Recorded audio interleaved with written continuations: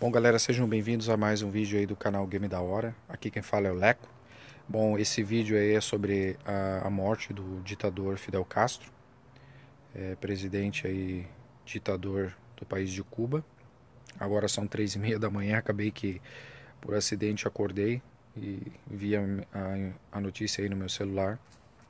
A morte ocorreu às 10 da noite, horário de Cuba, ou seja, provavelmente aí no Brasil deve ter ocorrido aí por volta da 1 da manhã. Deve estar começando a amanhecer aí no Brasil, então vocês vão estar a par aí da notícia.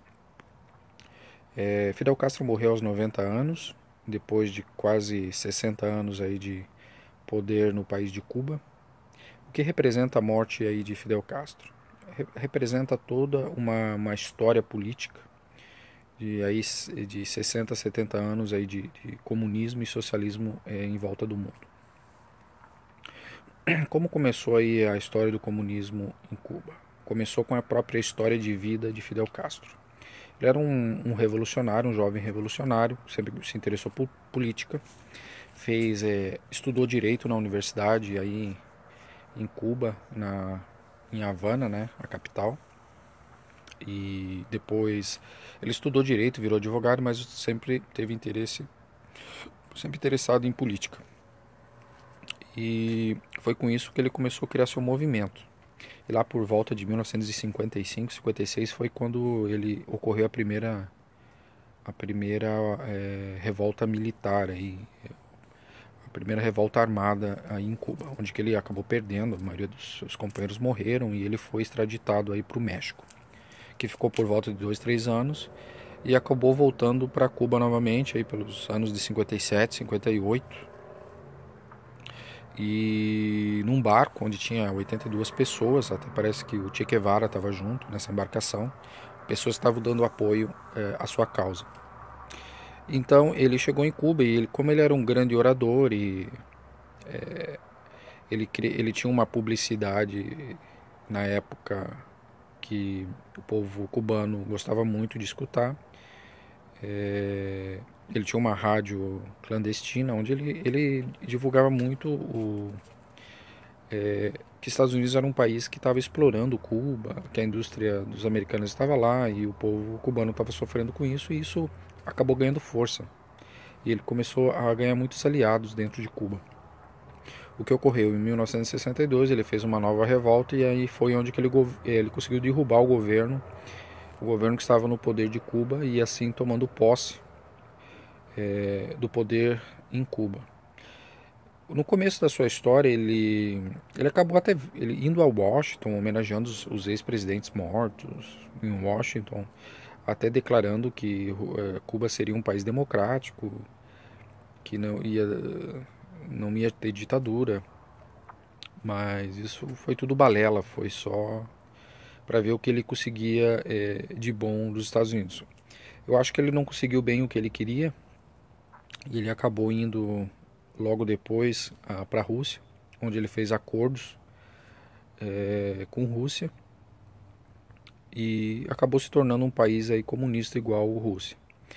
E Rússia, por mais ou menos aí umas 3 décadas, fez acordos comerciais muito lucrativos para Cuba, criando assim uma era de prosperidade no país de Cuba, onde acabou tornando aí Cuba uma potência principalmente na parte de educação, tornando-se um país número 1 da América Latina em educação e saúde. Ou seja, foi umas 3 décadas de prosperidade por causa desse apoio russo, no caso União Soviética da época. E também um grande fato aí que ocorreu em 1962, os russos queriam mandar mísseis aí, chegaram a enviar os mísseis aí para Cuba. Foi quando os Estados Unidos criou um embargo com Cuba, e fechando todo e qualquer tipo de comércio com o país. Então acabou que Cuba acabou devolvendo esses mísseis para a União Soviética. De qualquer forma, o embargo continuou. Muitos cubanos não estavam de acordo aí com a ditadura de Fidel Castro. Acabaram fugindo aí para a Flórida, principalmente aí a cidade de Miami, que tem muito cubano. E isso foi uma época de prosperidade aí por uns 30 anos, até que a União Soviética aí anunciou para o mundo aí que estava falida aí derrubaram aí o Gorbachev, aquele sistema político que eles tinham criado, a perestroika, e então acabou que a Cuba ficou sozinha, porque a União Soviética cortou todo e qualquer apoio a Cuba, não estava mais cortou os tratados que tinha com Cuba. Então Cuba nesse momento ficou isolada, tipo, não tinha mais apoio e a economia caiu. Nesse momento, Fidel Castro, como é um político, nada pode negar isso, ele era questão de política, ele era um gênio, e ele acabou pondo a culpa toda nos Estados Unidos, ou seja, ele acabou ficando no mundo sozinho, do comunismo, e, e, e continuou aí com sua forma de administrar seu país, só que agora, nesse caso, em decadência.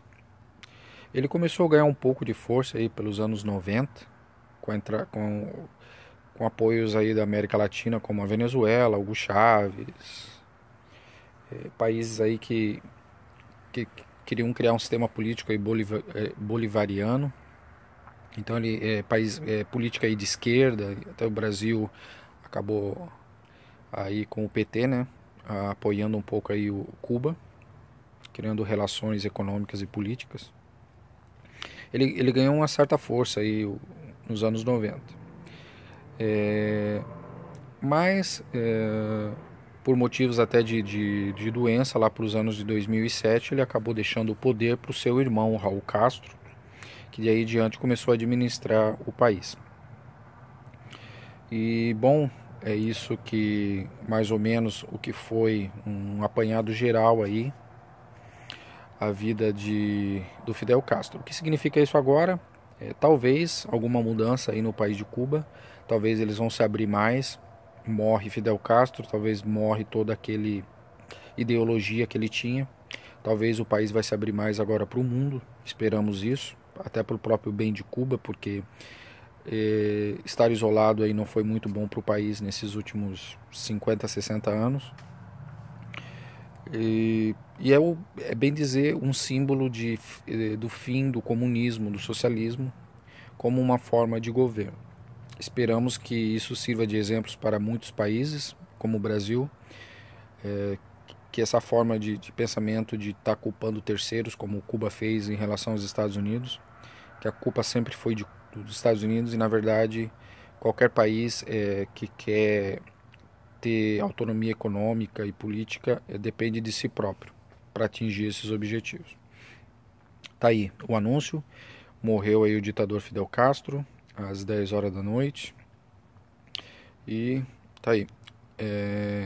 Que se você não é inscrito no canal Game da Hora, se inscreva aí para não perder os próximos vídeos. Um grande abraço a todos, deixe seu joinha e valeu!